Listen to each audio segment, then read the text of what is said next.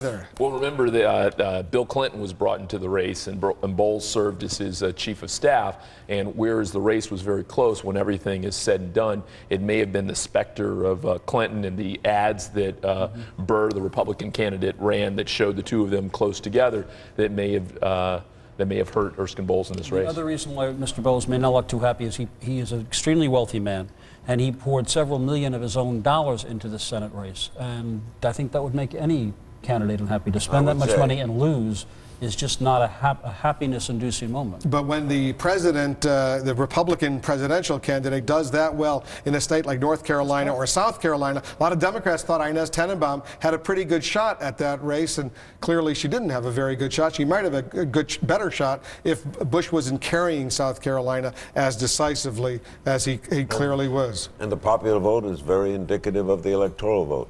Well, let's show our viewers. 48% in the popular. Yeah, there it is right there, right behind me, with 59% of the precincts across the country reporting so far, 51% for Bush, 48% for Kerry, 1% for Ralph Nader. It's very, very close. All 50 states, with the exception of Alaska, they've closed their polling, although people may still be in line to vote if they were in line before the polling, before the hour ended. In many of those states, they're going to let them vote until they finish. Without jumping the gun, Wolf, that's about a 2 million vote lead for the president.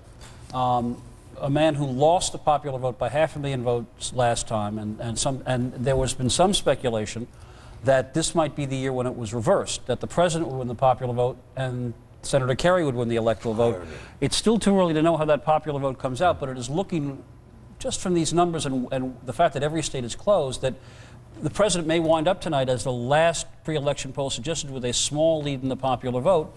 We don't know where the electoral vote is. Well, just as interestingly, the question is, will he be the first candidate in 4 cycles to actually get 50%? Remember 1992, no one got 50%. 1996, no one got 50%. 2000, we may finally be getting back to a point where the winner actually can get 50% of the popular, or the loser. Well said. Let's check in with our senior White House correspondent, John King. John King is at the White House. I think a lot of people thought, John, you might have been over at the Reagan building, the Reagan Center, the International Trade Center in Washington, where we had anticipated the president would eventually make his way there to deliver either a concession or a victory speech. I see you're still at the White House. That says to me the president is still at the White House. The president is still at the White House. By the time he makes it to the Reagan Center, Wolf, he may be serving breakfast. White House officials telling us that the plan still is that the president will go to the Reagan Center tonight if there is a winner. If there is a winner tonight. Now, how long they will stretch tonight, whether that means midnight, 1 a.m., we still don't know. The president is still watching the results, and I can tell you the mood here has changed quite a bit over the last couple of hours. One of the worst kept secrets in a campaign is that perhaps we don't put the exit polls on the air, but both campaigns are well aware of what the exit poll data is. And here at the Bush White House at 7 o'clock, even 8 o'clock tonight, and at the Bush campaign headquarters, they were scratching their heads looking at the exit polls and saying, how could we have been so wrong? Those exit polls showing a Kerry win in Florida, those exit polls showing perhaps a Kerry win in Ohio, and in several other states that have already been called, a Kerry margin very different from what the actual results are showing. So what the Bush campaign believes now is that the exit polls were flawed. They say that there is a bigger Democratic representation, and if you look at a state like New Jersey, yes, Senator Kerry won it, but not by the margin that the exit poll projected. If you look at a state that we held out on for a while, North Carolina, President Bush won it by a bigger margin than the exit poll showed. So they are hoping that that now holds up. In places like Florida, the president has spoken to his brother at least 3 times, we are told, the governor of Florida. They are confident they will pull that state out, and they say that their workers are now looking at those lines of people still waiting to vote in Ohio, and they're worried about that one because of the aggressive Democratic turnout operation, but they say their people on the ground are telling them they think they will eke out Ohio as well. So a much more optimistic mood here at the Bush White House. They're not saying the president will win, but they're saying now they believe he can win, and they're hearing very optimistic reports again, both from Florida and Ohio, Wolf. And John, take us behind the scenes, and you make an excellent point. Throughout the afternoon, as those exit polls were coming in, and here at CNN, we never reported what those exit polls were showing, although we certainly knew what was going on. People all over basically knew, although we always recognize that these are polls, and polls can be accurate. They don't necessarily always wind up being accurate. But this mood shift that you've seen, are you ready to say that the White House officials, based on what you're hearing, are optimistic now that he's going to be reelected? Some of them would say they're optimistic. Others would say they are more optimistic. It depends on who you talk to and exactly when you talk to them. Some get off the phone calls from Ohio and they're a bit nervous. Someone else makes a phone call 10 minutes later and they feel a little better. They're watching the results coming in Wisconsin, a state the president heavily targeted. They're quite happy about that. They're a little disappointed from what they see in the results in Iowa so far. They're still hoping that the precincts still out perhaps bring things their way. So it can depend literally from minute to minute how it goes here. But the mood is much better than it was at 7 and 8 o'clock. And one thing they're complaining about, Wolf, is that we did not call any states based on those exit polls, but what the White House would say is that CNN and other news organizations, they're certainly not singling CNN out, that the tone of the coverage is influenced by what we think we see in the exit polls. They say that after this, much like 4 years ago, and they're certainly hoping we don't have a recount and we don't go on forever, but what the Bush campaign is already saying tonight is that we're going to be looking at our exit polls again, even if we do clean all this up tonight, and saying something went wrong. All right, John King, thanks very much. We'll be checking back with you. Could be a long night for you, for the president, for all of us, for the American people as well. Let's take a look and see what the results are. With 97% of the precincts reporting in Florida, Bush with 52% of the vote, 3.5 million. Kerry with 47% of the vote, 3.2 million, approximately 300,000 spread right there. Ralph Nader, 30,000 votes, a lot less than he came up with last time. He had almost 95,000 the last time. In Ohio, another key battleground state with 64% of the precincts reporting. The president is atop with 52% of the vote, 1.8 million. Kerry with 48%, 1.7 million, 100,000, 120,000 or so votes separating the two, 64% still to go. Judy Woodruff is going to help us better understand at the CNN Election Analysis Center what we know and what we don't know. Judy?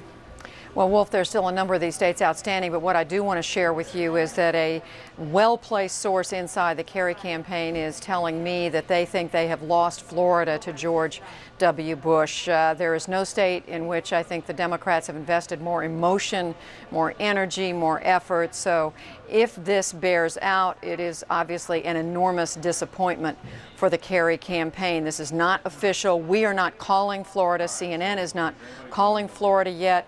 But as you just showed on the boards a minute ago, Wolf, you and Jeff, we do have a lot of the vote in Florida in from all over the state. George Bush has done well in the so-called I-4 corridor, the Orlando to Tampa area. And even though the Democratic vote is high in the South, it does now appear the Kerry campaign pessimistic about the chance that those late counting absentee ballots and the rest of it are going to push push John Kerry over the top. They've known all along Florida was tough. The president's brother is the governor. They know the Republicans have an outstanding organization in Florida. But believe me, we know they put their heart into it. So if this bears out, it is an enormous disappointment. Having said that, they are still looking to other parts of the country. They're still very much looking to Ohio, feeling good. Cautiously optimistic about Ohio. They're still looking, of course, at Wisconsin, Minnesota, Iowa. They still see a way to win, but I would say the mood I'm hearing from the Kerry people, and I'd like to get Candy Crowley to confirm this, is somewhat the mirror opposite of what we just heard John King say from the White House, where the Bush people were down. Now they're a little more up. In terms of the Kerry people, they were up. They're not so much down, but they are realistic that some of these states are still out there and they're waiting. In Florida, Judy, with about 97% of the precincts reporting about a 300,000 spread in favor of the president, 52 to 47%. With that kind of information, with the exit polls and the raw numbers that are coming in, why can't we project a winner in Florida yet? Because, Wolf, the spread is just not far big enough, and we don't want to take any chances. We do look at the exit polls, and John was just talking about some unhappiness with the exit polls, but we're not making calls tonight in states where it is anything like close unless we have sample precincts and unless we have the raw vote, and that's what we're waiting for. We're waiting for some hard numbers and a comfortable spread so that we know when we make that projection, it's a projection that is real and that is based on the best information that we have and the best knowledge in terms of, folks, again, here in our Election Analysis Center who've been covering politics and watching elections for years and years. We don't want to be in a position of going out on a limb and calling or projecting a state and then turning around and having to pull it back. That was a very painful lesson that we learned 4 years ago. Nobody wants to go through that again. All right, Judy Woodruff, we'll be getting back to you. You wanted us to talk to Candy Crowley. Well, Candy Crowley is joining us now from Boston with a little insight what the Kerry people are saying, Candy. Well, honestly, it depends on which one you talk to. I asked about the mood. They said, well, it's one of anticipation. Before they were, it was more upbeat. Obviously, this is a more realistic look. They said, look, we always knew this would be close. I think there was more eager anticipation earlier on in the night. I mean, they say, look, we're still going to win Ohio, we're still going to win Minnesota, we're still going to win Wisconsin, we're still going to win Iowa. I asked about New Mexico. They said, well, it's going to be a late night in New Mexico, but we'll still win there. So there is you talk to others and it's more couched. They'll say, well, I still expect we'll win this. I expect we'll win that. So they obviously, there's sort of a tonal difference, but what they're saying is we still expect to win these things. Florida, they have considerably dialed back the lingo on that. I think they're watching these numbers. They know there are not that many more votes out. So Florida, they seem to have come to terms with. Others, they still insist they're going to win, including Ohio, and they base it, again, on a lot of Democratic areas in Dayton, around Columbus, around Cincinnati, which they say have not come in yet. Those are Democratic votes. They still feel very strongly that they'll win Ohio. And the senator is, where is he? Where is he watching all of this, Candy? He's at his home here in Boston, watching. At some point, he is expected to come down here. There's a crowd gathered here, and so they will expect, if there's a definitive result sometime tonight, that he'll come down. But right now, he's up at his home in Boston with his wife and family. Candy Crowley reporting from Boston. We'll be checking back with you. Thank you very much. Let's take a look at and bring in the chairman of the Bush-Cheney campaign, Mark Roscoe. There he is, right there, the former governor of Montana. Governor, thanks very much for joining us. Give our viewers your assessment of what's happening in Ohio right now. Well, it's trending. Obviously, it has been all night in the right direction from our perspective. I think there's about 5 points, and it's been that way almost since the very beginning of the vote count. Cleveland is in my understanding, and Franklin County is almost completely in. And as a consequence of that, we're very hopeful that there's still about 35 to 40% of the vote left to be counted. But we think it's moving, obviously, in the right direction. A couple of other news organizations have already projected Florida will go in your column for the president. We have not yet been able to project that. What do you sense right now? I assume you think Florida is going to be a Bush win.